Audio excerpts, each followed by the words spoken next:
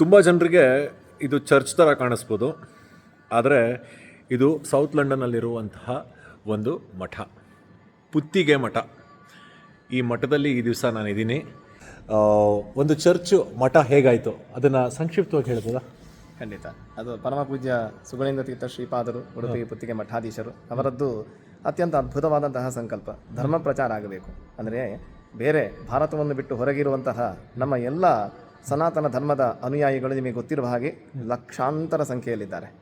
ಅವರಿಗೆಲ್ಲರಿಗೂ ಕೂಡ ಮುಂದಿನ ಪೀಳಿಗೆಗೂ ನಮ್ಮ ಧರ್ಮ ಸಂಸ್ಕೃತಿಯ ಸರಿಯಾದಂತಹ ಅರಿವಾಗಬೇಕು ಅಂತ ಅವರದ್ದು ದೊಡ್ಡ ಸಂಕಲ್ಪ. 25 ವರ್ಷದ ಹಿಂದೆ ಅವರು ವಿದೇಶ ಪ್ರಯಾಣ ಅಂತ ಮಾಡಿದರು. ಆಮೇಲೆ ಒಂದೊಂದೇ ಧರ್ಮ ಸಂಸ್ಥಾಪನೆಗೋಸ್ಕರ ಒಂದು ಧಾರ್ಮಿಕ ಕೇಂದ್ರಗಳು ಅಗತ್ಯ ಅಂತ ಜನಗಳ ಅಪೇಕ್ಷೆ, ಶ್ರೀಗಳ ಸಂಕಲ್ಪ ಎಲ್ಲ ಒಟ್ಟು ಸೇರಿ ಒಂದೊಂದೇ ಕಡೆ ಶುರು ಆಗ್ತಾ ಬಂತು. ಅಲ್ಲ, ನನಗೆ ಅಮೆರಿಕಾನಲ್ಲಿ ಹೋಗಿದ್ದೀನಿ ಪುತ್ತಿಗೆ ಮಠಕ್ಕೆ, ಆದರೆ ಇಂಗ್ಲೆಂಡ್ನಲ್ಲಿ ಅಥವಾ UK ಆಗಿರುವಂತಹ ಮೊದಲನೇ ಮಠನ ಇದು? ಹೌದು, ಇಂಗ್ಲೆಂಡ್ ಆಗಿರೋದು ಮೊದಲನೇ ಮಠ. ಅಮೆರಿಕದಲ್ಲಿ ಈಗಲೇ ನಮ್ಮದು 11 ಕಡೆ ಇದೆ, ಆಸ್ಟ್ರೇಲಿಯಾದಲ್ಲಿ 2 ಕಡೆ, ಕೆನಡಾದಲ್ಲಿ 1 ಕಡೆ ಇದೆ. ಅದಕ್ಕೆ ಚರ್ಚು ಯಾಕೆ ಮಠ ಆಯಿತು ಅನ್ನೋದನ್ನು ಒಂದು ಸಂಕ್ಷಿಪ್ತವಾಗಿ ಹೇಳಿಬಿಡ್ತೇನೆ. ಇಲ್ಲಿನ ನಿಯಮ ಪ್ರಕಾರ ಹೊಸ ಜಾಗ ತಗೊಂಡು ಮಂದಿರ ಮಾಡಬೇಕಾದ್ರೆ ಅದಕ್ಕೆ ತುಂಬ ಅನುಮತಿಗಳೆಲ್ಲ ಬೇಕು, ಸುಲಭವಾಗಿ ಸಿಗೋದಿಲ್ಲ. ಚರ್ಚ್ ಅನ್ನುವಂಥದ್ದು ಧಾರ್ಮಿಕ ಕೇಂದ್ರವೇ ಆಗಿರೋದ್ರಿಂದ ಅದೊಂದೇ ನಮಗೆ ಇರುವಂತಹ ಸುಲಭದ ಆಪ್ಷನ್.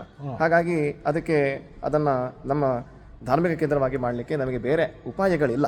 ಹಾಗಾಗಿ ಮಾರಾಟಕ್ಕಿರುವ ಚರ್ಚ್ಗಳನ್ನು ತಗೊಂಡು ಅದಕ್ಕೆ ಬೇಕಾದ ಸಂಸ್ಕಾರಗಳನ್ನೆಲ್ಲ ಮಾಡಿ ದೇವರ ಸಾನ್ನಿಧ್ಯವನ್ನು ಹಾಗೆ ಮಠ ಮಂದಿರದ ರೀತಿಯಲ್ಲಿ ಅದು ಧಾರ್ಮಿಕ ಕೇಂದ್ರವಾಗಿ ನಡೀತಾ ಇದೆ. ಮೊದಲು ಇಲ್ಲಿ ಹಿಂದೆ ಒಂದು ಶಿಲುಬೆ ಇತ್ತು, ಇವತ್ತು ನಾರಾಯಣ ಇದ್ದಾರೆ. ದೇವರು ಮತ್ತು ಭಕ್ತಿ ಎರಡು ಒಂದೇನಾ ಅಂತ ನನ್ನ ಪ್ರಶ್ನೆ. ಇರಬಹುದು, ಯಾಕಂತ ಹೇಳಿದರೆ ಏಕಂ ಸದ್ವಿಪ್ರಾಹ ಬಹುಧಾ ವದಂತಿ ಅಂತ ಹೇಳಿ ಋಗ್ವೇದವೇ ಹೇಳುವ ಹಾಗೆ ನಾನಾ ವಿಧದ ಪ್ರಾಕಾರಗಳಿಂದ ಅವರು ಕೂಡ ಆ ಒಂದು ತತ್ವವನ್ನು, ಆ ದೇವರ ಅಸ್ತಿತ್ವವನ್ನು, ಸೃಷ್ಟಿಕರ್ತವನ್ನು ಒಪ್ಪಿದವರೇ ಅಲ್ವಾ. ಆದ್ದರಿಂದ ಅವರ ವಿಧಾನ ಬೇರೆ ಇರಬಹುದು. ಹಾಗಾಗಿ ಆಚಾರ್ಯರ ಸಿದ್ಧಾಂತದ ಪ್ರಕಾರವೂ ಸರ್ವನಾಮಗಳಿಂದಲೂ ಕೂಡ ವಾಚ್ಯ ಒಬ್ಬನೇ ಅಂತ ಆದಮೇಲೆ ದೇವರೊಬ್ಬನೇ, ಅವರ ನಂಬಿಕೆಗಳಿಗೂ ಕೂಡ ನಮ್ಮ ಗೌರವ ಇದೆ. ಹಾಗಾಗಿ ಅವರಾಗಿ ನಮಗೆ ಸಂತೋಷದಿಂದ ಕೊಟ್ಟಿದ್ದಾರೆ. ಇವತ್ತಿಗೂ ನಮ್ಮ ಜೊತೆಗೆ ಅವರ ಬಾಂಧವ್ಯ ಒಳ್ಳೆಯ ರೀತಿಯಲ್ಲಿದೆ.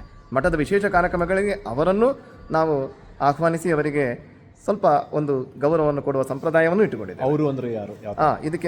ಇದಕ್ಕಿಂತ ಪೂರ್ವ ಕಾಲದಲ್ಲಿ ಇಲ್ಲಿ ಒಂದು ಧಾರ್ಮಿಕ ಕೇಂದ್ರವನ್ನು ನಡೆಸ್ತಾ ಇದ್ದಾರೆ. ಉದಾಹರಣೆಗೆ ಇದು 130 ವರ್ಷ ಚರ್ಚೆ ಆಗಿತ್ತು.